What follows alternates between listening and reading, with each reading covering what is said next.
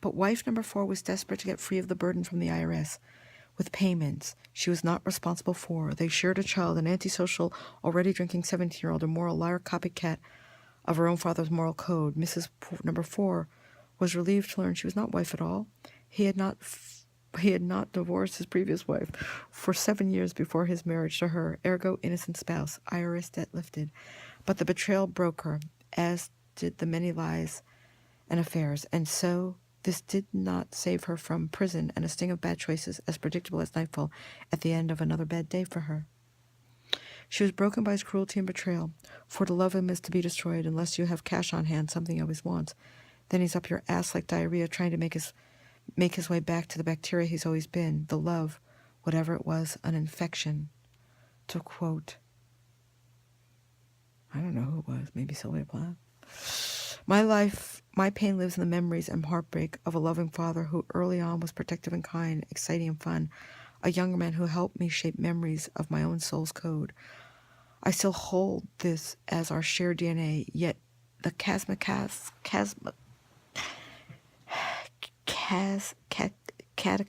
reality, I can't speak today, is that he's always likely been one of the most dangerous men I've ever known or loved. And I could not see beyond my own desire to believe he was other than the beast that let me fall into the well and drown in his cruelty. My childhood friends only remember him as a monster. How could I be so blind and deaf? His betrayals and lies have been integral to the early end of my one-time promising life. I acquiesce with hope. Toni Morrison writes in her book, The Bluest Eyes, the love is never any better than the lover. But when it is a parent who loves, how does his broken soul fit into an adult child's broken heart? It doesn't. You must let go, even when you know you will never see him or speak to him again. And at best, this is a good thing. No appearance at my funeral, please. Someone will chase you away. Perhaps the pit bull that nearly killed me, but that you thought was one of your lies. You got twisted upside down as you got away. And sexting me, your daughter, secretly, as a lover. Not sexy dad, no, not ever, but you have no boundaries. Why would this affect you? But early memories of my father are that of a man who took me on pony rides, swam close to me in the warm waters of East Hampton. Beaches in August under the scorching sun. I felt safer near him in the riptides and steep ocean waves than I did walking along the sand amid strangers. I loved him so much I was always looking towards the freestyle stroke to show me the direction, as he maneuvered us through uncertainty strokes, to show me through the way as we went through shark-full waters. And yet I felt safe.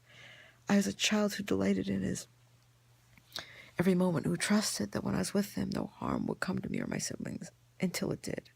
And most of all, I looked up to him as if he held the world in his hands, with the truths that made the world go round, just as any healthy girl would love her daddy.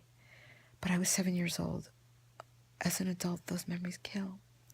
This once accomplished attorney cannot be the man who also looked the other way when his adult stepson raped me repeatedly as a young teenager and then trafficked me. He cannot be the same man who allowed a drunken Amazon woman to assault me so that I landed in the ER with a severe life-threatening emergency. Nor could he be the man who seduced a grifter he trusted over the integrity of his own remarkable daughter. But he did, Dan West. Just as he worked with an arms dealer, Burrell Wilkes, to write a book, when to do so was to pimp his soul out and use my name as a cachet that would suffice. He is death knell itself. My father participated in some of the most important moments in the history of this company, shaping the direction of laws and consciousness. But he is unconscious now, a broken record of shipwrecked man with a piracy in his heart, always looking for the next treasure of gold, a blowjob. And if you get in his way, he will bury you at the ocean floor. Feet cemented in what you believe is love and hope will quickly becomes one's own noose that also serves as an anchor and hangs the one who loves him. And as reality sets in, the shoes hit the ocean floor, one's heart rips out and breaks, this oozing gush as it pumps out your last breaths of life and shapes the most simple words. What did I do and why? I loved you. It's not personal because, like sharks we used to swim in, he learned early on that everyone else other than himself is chum, and that he is the shark who gets to eat what he wants. And do not question his clout or his about. Gaslight is his favorite game of prey, because his hollow cruelty comes from a place of no actual sense of self. Yet one's compassion kicks in, and is almost as if his betrayals and evil become what he's almost been saddest about. Like many a maleficent narcissist, he does not exist himself. And somewhere in this he knows him. So to him, it is far better to destroy and hurt than ever say, I'm sorry I did wrong, or even I love you. I'm at the end of my life. I've got an incurable disease with zero chance of recovery. Nobody's ever recovered from this particular malady. As this disease has progressed, his psychopathology has taken no rest. It's like kibble to him. There's no impetus to comfort me or even ask me how I am or show up. But this will be his most remarkable last act, his moment on the mountain, because other human beings are not like him. They know he is doing something very hard and wrong. It is, if the further disease destroys me, he is committed to a new level of evil at any price.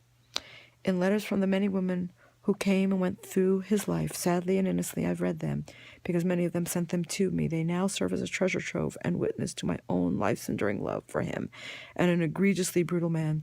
He has written in his own books that he thanks the FBI for their astonishing record-keeping of our lives many years ago. These letters are wiretaps. They reveal who my father has always been, the Boston Strangler dressed in a Pierre Balmain suit, as he helped a king climb to a mountaintop and then was shot. It's my father's darshan that keeps the weak coming back. When you represent a king, many are willing to drink from the poisonous chalice of lies, to be near what appears to be greatness, but in fact is a 99-cent cup filled with arsenic. Women have always been a symptom of his deep, impotent self-loathing. It's the business deals that become the hotbeds of his delusions. His many marriages and his endless affairs were vehicles for financial ruin of many of them, prison for one and death for two. But of course he's always the victim, no matter. Get out of the way, as everyone else is to blame. And as my own life and confession, I cannot and will not abide by the lie that he was a great man. He was good sometimes. Ironically, it's the DNA of a decent parents I'm dying from. And I would never trade that or want a different life. I do believe, as Sophocles wrote, the greatest boon of all was never to have been born. I wish sure he hadn't been. It would have saved a lot of pain for many, maybe even the assassination of one.